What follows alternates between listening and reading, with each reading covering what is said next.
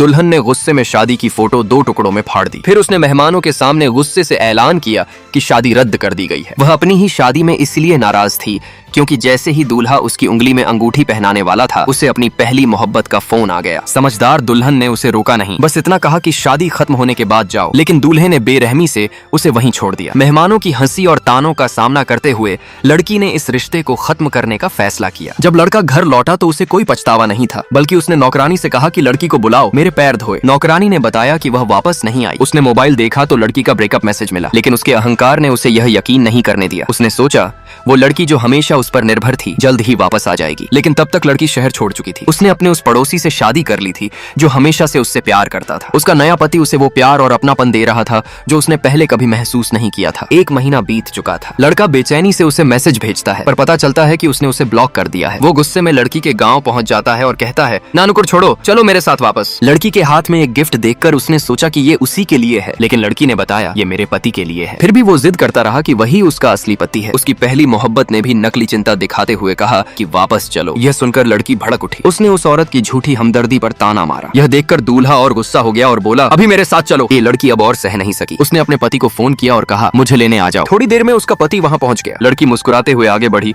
और गिफ्ट उसे थमा दिया। लड़का यकीन नहीं कर पा रहा था कि वो सच में उसे छोड़ चुकी है, लेकिन जब उसने देखा कि लड़की किसी और का हाथ थामे जा रही है तो वह गुस्से से भर गया। उसके असिस्टेंट ने कहा, वो औरत बहुत बेरहम है, साहब तो पूरे दिन बिना खाए उसे ढूंढते रहे। पुरानी यादों के चलते लड़की ने बस अस्पताल फोन किया और ठंडे मन से वहां से चली गई।